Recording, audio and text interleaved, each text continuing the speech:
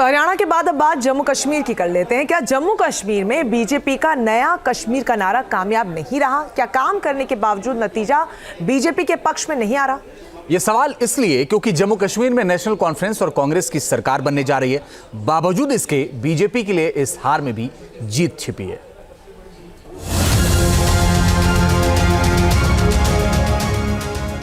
धरती के जन्नत में जीत की खुशबू बीजेपी के कमल तक नहीं पहुंची। 10 साल के बाद जम्मू कश्मीर में चुनाव हुआ है। बीजेपी को पहली बार अपने दम पर सरकार बनाने की उम्मीद थी और इसकी पुख्ता वजह भी थी।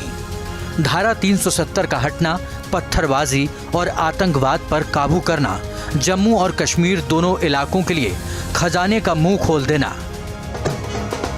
बीजेपी दूसरे नंबर की पार्टी जरूर बनी है, लेकिन सरकार बनाने से बहुत पीछे रह गई।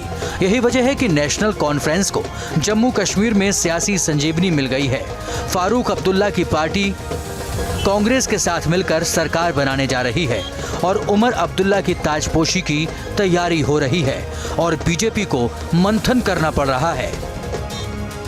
बीजेपी को उम्मीद थी कि जम्मू रीजन में क्लीन स्वीप कर जाएगी, लेकिन नतीजों का हाल बताता है कि उम्मीदों के मुताबिक प्रदर्शन नहीं हो सका। जम्मू रीजन में 43 विधानसभा सीटें हैं। 10 साल पहले हुए चुनाव में बीजेपी को 25 सीटें मिली थीं और इस बार बीजेपी को उम्मीद थी कि ये आंकड़ा 40 तक पहुंच जाएगा, लेकिन ऐसा हो नहीं सका। यहां तक कि जम्मू कश्मीर में पार्टी अध्यक्ष रविंद्र रैना अपनी सीट नहीं बचा सके। कश्मीर रीजन में बीजेपी के पास गंवाने के लिए कुछ नहीं था, लेकिन हासिल करने को पूरा आसमान था। ये अरमान भी पूरा नहीं हुआ।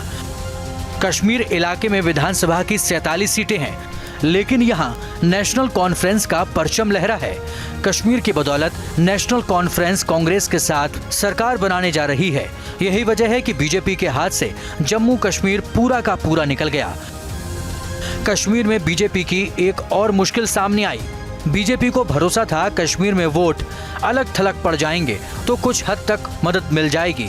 दरअसल घाटी में वोटों का बिखराव नहीं हुआ। जमाते इस्लामी के समर्थन वाले उम्मीदवार इंजीनियर अब्दुल राशिद की आवामी इत्तेहाद पार्टी का ज्यादा असर नहीं दिखा। इस कारण नतीजों पर फर्क नहीं पड़ा। घाटी इलाके में महबूबा मुफ्ती की पीडीपी भी पुराना कमाल दोहरा नहीं सकी और एक मुश्त वोट नेशनल कॉन्फ्रेंस की ओर चला गया। अब सवाल ये है कि क्या बीजेपी जम्मू कश्मीर में सत्ता से दूर रहने के बावजूद भी इसमें जीत तलाश सकती है? तो इसका जवाब हाँ में भी दिया जा सकता है। धारा 370 हटाने के बाद जम्मू कश्मीर में चुनाव का वादा पूरा किया। बीजेपी की पूरी तैयारी नहीं थी, लेकिन फिर भी चुनाव गंवाकर भारतीय लोकतंत्र की मजबूती दुनिया के सामने जाहिर करवाने में कामयाबी हासिल कर ली। जम्मू कश्मीर में इस बार वोटिंग का ऐतिहासिक ट्रेंड दिखाई दिया। लोग वोट करने निकले और बम्पर वोटिंग हुई। इसने बीजेपी की उस बात पर मोहर लगा दी कि जम्मू कश्मीर में कानून व्यवस्था दुरुस्त हो चुकी है। आतंकियों को कश्मीर में चुनाव के खिलाफ साजिश रचने का मौका नहीं मिला। इसी वजह से बीजेपी के नए कश्मीर का नारा भी कामयाब होता नजर आया। हालांकि बीजेपी पर आरोप भी लगा कि कश्मीर में अभिव्यक्ति की आजादी को दबाया जा रहा है। जम्मू कश्मीर में परिसीमन के बाद विधानसभा की सीटों की संख्या में तब्दीली आई। चुनाव से पहले इसे बीजेपी के पक्ष में कहा जा रहा था, हालांकि नतीजा कुछ और ही बता रहा है।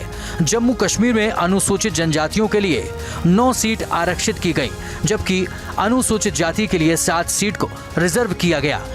इससे लोकतंत्र में बीजेपी के संपूर्ण भागीदारी के वादे पर मोहर लगी।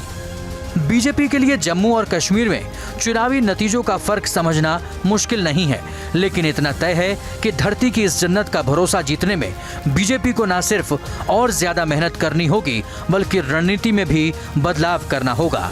Team news nation. News nation अब व्हाट्सएप पर खबरों की ताजा अपडेट के लिए न्यूज नेशन के इस QR कोड को स्कैन करें।